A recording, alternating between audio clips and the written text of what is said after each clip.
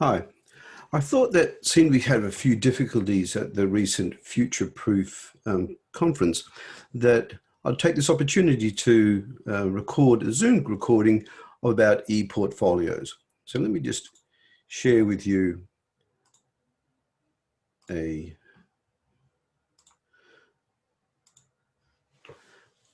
PowerPoint, and we'll talk about e-portfolios. So first of all, the questions are, e-portfolios, are they useful?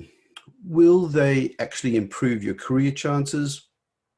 What sort of role have they got?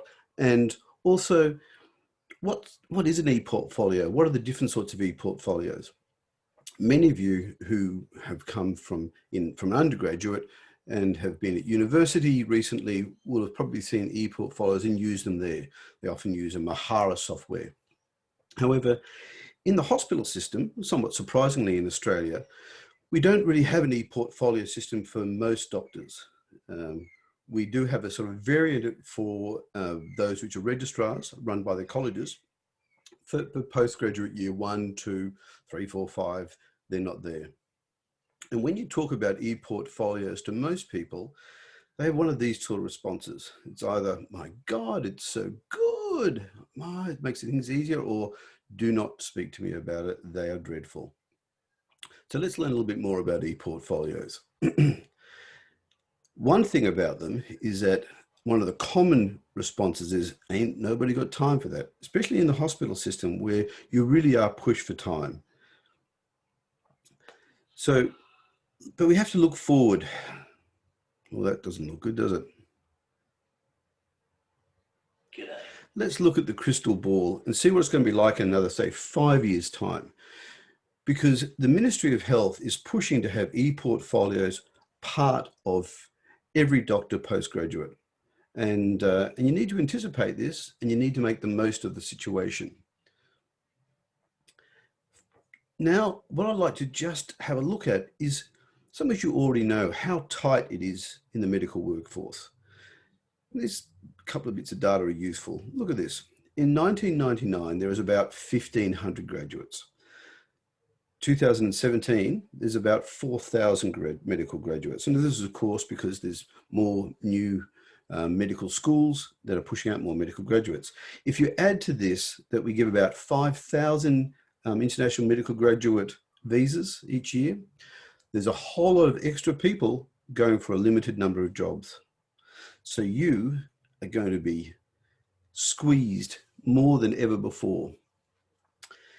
And if you look at training positions available, say you want to go become a registrar in geriatrics or emergency medicine, you want to get an advanced training position, but the number of people looking for the advanced training position are increasing much more than the number of training positions available, such that the difference is getting more and more. And this difference will get higher and higher and greater as the years go past. So you really are getting squeezed. So what do? Well, you can either give up, try your best, or you can prepare for it. And I think an e-portfolio gives you the opportunity to prepare for it and put yourself ahead of the crowd, allow you to stand out. So let me tell you a little bit more about how I think the e-portfolio can help. But first of all, what is an e-portfolio? Well, if you Google Google what an e-portfolio is, you'll get this thing that says it's a personal website that it showcases your skills and knowledge. And it has things called artifacts, which are documents or multimedia things that you put into it to tell you how great you are. Also, it has a component of reflective writing. Now, this is one type of e-portfolio, and I'll call this a showcase e-portfolio. In fact, there's 3 types of e-portfolios. There's the showcase or professional career one, pretty much like that definition. And with this one, you're putting yourself forward. You're saying, this is me to the employer, or you're going to go before an interview and you say, look, this shows what I believe in. This shows my career aspirations. This is what my resume is. These are my certificates. You can even have things like a short video of what you did in your research, something similar to that. They're a showcase e-portfolio. What we see in a lot of other countries are these sort of developmental ones. Developmental one is where you have you and your supervisor and you put together a professional development plan for, say, the term or the year. It has certain things you want to do, certain education things you want to do, case studies you're going to present, reflective things you're going to do. And you and your mentor or your supervisor help you get through them during the period of time you're with them.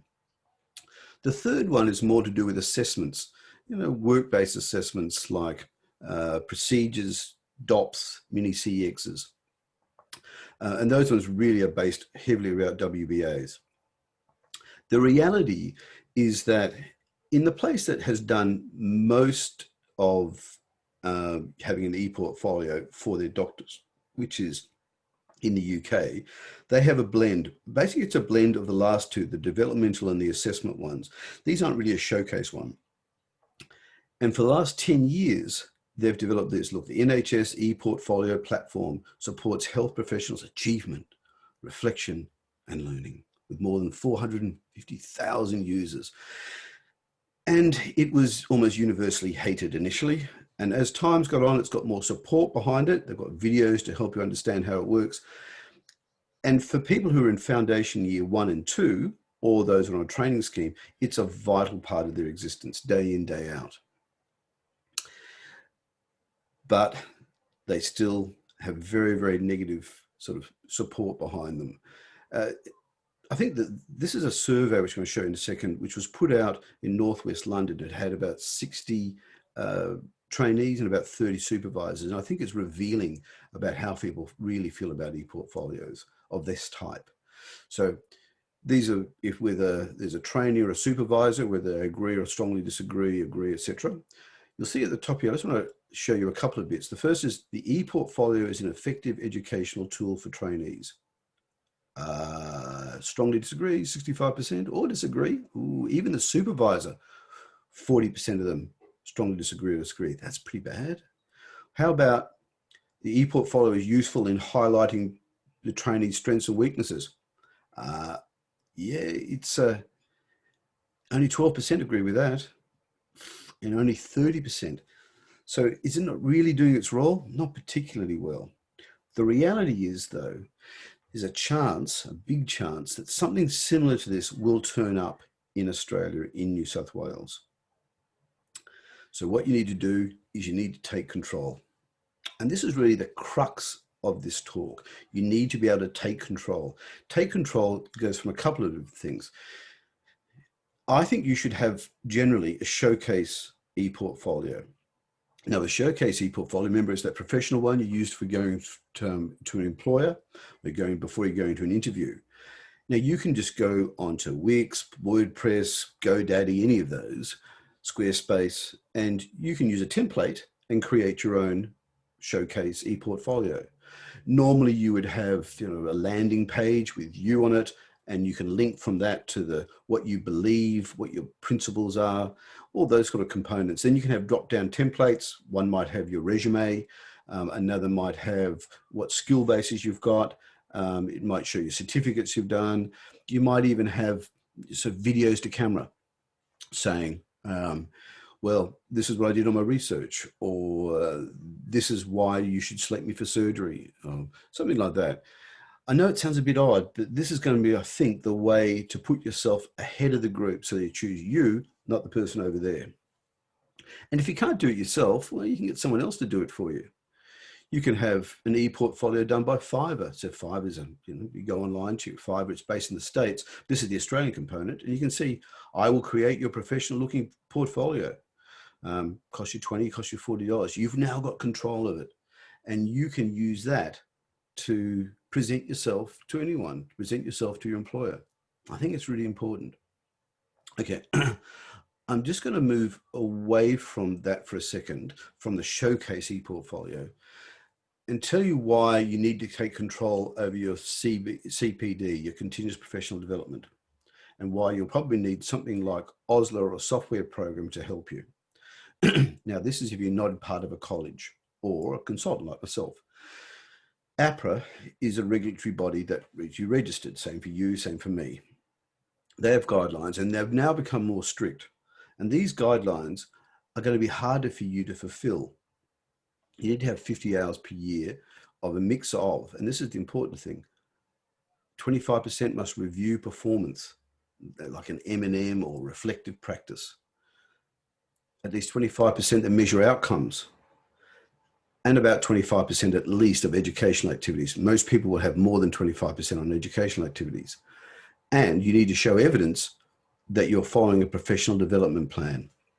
Now, those things are not what you have to do. If you're an SRMO at the moment, or an international medical graduate that is working as a non-accredited registrar or any of those positions, you don't have to do anything like this now. Not nearly as stringent, but it's going to go that way. So what do you do? What do you do? And this is where I think something like, there's not going to be an ad for Osler, but I think it's worth looking at. I'm just going to play. So this is the homepage of Osler. Osler is a software program that's run by a guy who's a intensive care consultant over in Queensland.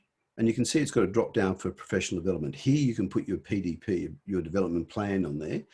And you can write down the things that you want to do, which, I'm going to do 4 cases when I'm doing a term of cardiology. I'm going to learn to, put 8 IVs in, or an art line, or whatever you're going to do. You and your supervisor can decide that, but it's locked in and it's on their secure system. What about your CPD activities? Well, here you can put on, I listened to Alan do a talk about e-portfolios for half an hour. Can tell when, what was done, and can get it easily recorded. That's useful. Otherwise, you've got to find some other way of doing it. You can mechanically do it. I've also thought about having reflections. We'll talk a little bit more about the danger of reflections, self-reflection, but it is an important part of what APRA wants you to do, to reflect on either communication or some part of your work. And this is a way that you can put it on there easily and it can be recorded. Now, there are other things inside this interface. It's actually quite deep and quite complex. There's a long logbook where you can log your procedures and your accreditation or interesting cases that you've come across. So I find that that's kind of useful. And there are other bits. There's learning modules inside there. Learning modules, we'll see the ones for emergency here. And the modules are either, practical procedure modules you can get a certificate for, putting an art line in, or ones like interpreting a chest x-ray. And you can use those modules and the certificate from them to justify your CPD. And they come as all part of the same cost. Now, there are also the ability that you can look at podcasts on there. There's updated podcasts, again, useful for learning. I think this one is the one on retrieval medicine. Yeah, that's the retrieval medicine one. Man, that could be useful. Also with it, you can put on your resume. So it's not like that showcase e-portfolio I was telling you about. It's not like the big glossy one. This is simply a way of putting a resume down. And you just started to do it. Also in here, it has a collection of your CPD, which you can hold for the last 3 years. And now I haven't put anything on mine here. I'm not running it at the moment. But if I have lots of CPD we've done, it'll come as a graph, a colored graph that'll explain things. The important thing also is that you can export this. You can export it to an Excel file, and then that Excel file you can then put to APRA if required. Suddenly it's organized for you. I kind of like it, Take control over these things. And there's a community, you can join various groups. So rather than go through the groups, there's a sort of email groups you can link into. So I think for a lot of times, you should anticipate what APRA is going to be forcing you to do and be proactive. How much does this cost? Well, if you go as an independent single person for it, not part of an institution, it costs you $30 a year. Now that is really not very much at all. You could probably get half of it back on tax. So keep in mind about that. Okay. I mentioned a little bit about reflective practice, and I just want to go quickly into that. Reflective practice is considered very important for modern educational sort of delivery, that you should reflect on what you've done, and by that you will improve over time. The problem with reflective practice is that educational supervisors, this is in the UK, NHS e-portfolios, education supervisors and the trainees share them. Now that's fine if the evidence for them leaves afterwards. But what happened in the UK was with the one famous case that everyone should be aware of is the Bawa Garba case, where this young doctor came back from maternity leave doing pediatrics and had to look after on her first day back a young 6-year-old boy who came in with sepsis. Now, she did a lot of correct things on the way through fluids, antibiotics. She did all these bits and pieces. But unfortunately, the child died. And she was blamed for it, essentially. She was blamed for it. And one of the things that they blamed was that she, with her supervisor later, did a reflection. And that reflection was used to a certain degree in court. So that's why in the UK, reflective practice is kind of really looked down upon. And it's made a difference because a lot of doctors supported her, saying, look, what she did, we could have all done. And yet she was struck off to be reinstated in 2018. And it did make people think twice about it. And you can see here from an online poll of 1,000 doctors that 60% said they're less likely to be open about errors and to document them down. Whereas when a similar sort of case previously occurred, only 15% had the same response. What do I do for reflective practice? Because I have to do it as part of my CPD. I do soft ones. I talk about, the problems that you might have had with discussion, or the exact dose you're going to give of ketamine for a patient. You could have done less or injected slower, or something that I'm not going to be caught up with, but does mean I'm reflecting on my practice softly. Don't tell anyone in my CPD or in my college I'm doing that, but that's actually what I do. So we've kind of come to the end of things, and I want to tighten it down. So there's a couple of specific things that I really want you to take home. Okay, so concentrate on this one.